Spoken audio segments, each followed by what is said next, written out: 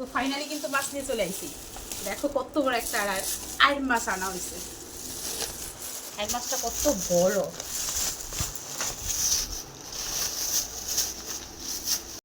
তো দেখো কত বড় মাছটা, বড় না? অনেক বড়। আরো মাছ আনা হয়েছে, এই যে ইলিশ।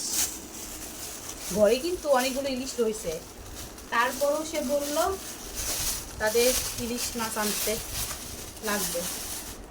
এই কয়দিন তো খাইবো, আর খাইতে পারবো না। আর এই যে আরো আনছে, এগুলো হচ্ছে চিংড়ি মাছ। চিংড়ি মাছগুলো অনেক বড় বড়।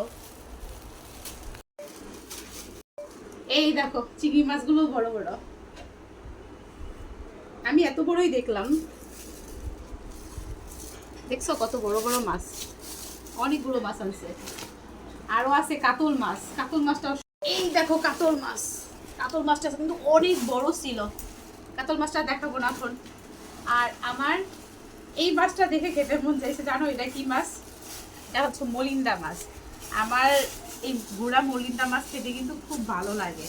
সেজন্য আমি তাকে বললাম যে আমার এই মলিন্দা মাছ কিনা দাও। এটা পেঁয়াজ দিয়ে খেতে কিন্তু খুব স্বাদ। আর সেজন্যই আমি এই মাছটা আনছি। কিন্তু মাছগুলো না তখন বড় বড় মনে হলো। আসলে 12 বাজার মাছ তো বেশি বেশি মাছ দেখা ভুলে গেছি। তারপরে এই বেশি বড় না, হালকা এই বড়ও আছে, কিছু কিছু বড় আবার দেখো গুড়া গুড়া ঢুকাই দিছে। আর ব্যবসা তো 2 নাম্বারই করে। তো ফাইনালি আমাদের বাজার করা শেষ। আর আমি এই প্রথম মাছ বাজারে গেছি, তো ভালোই লাগলো। তাজা তাজা মাছ দেখা যা ভালো লাগছে, তো ভাবলাম তোমাদের সাথে শেয়ার করি। আর আমার বর তেমন ভালো মাছ বলে কেনে না, সেজন্য আমি একটু সহযোগিতা, আসলে সময় পাই না। সে বাজারে যায় আর হুট করে চলে আসে। তো আজকে আমি সময়টা যাতে দেয়, সেই জন্য পাশে পাশে খালি সময় দেওয়ার জন্য মানে পিছন পিছন ছিলাম।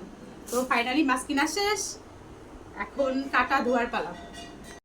তো ফাইনালি দেখো ফ্রিজের ভিতরে কিন্তু সব মাছ ঢুকাইতে পারছি। আর এই যে দেখো, কারণ এখন তো মাছ কাটা সম্ভব না, মাসি আসে নাই, মাসি আইসা তারপরে কাটবে। আর এই যে দেখো এই আর মাছটা দেখা অর্ণব বলতেছে এত বড় মাছ কী করে ফ্রিজে ঢুকবে। আসলে ফ্রিজে তো ঢুকেই গেছে, কারণ ফ্রিজটা বড়। তো ঠিক আছে, এখন এতটুকুই, টাটা।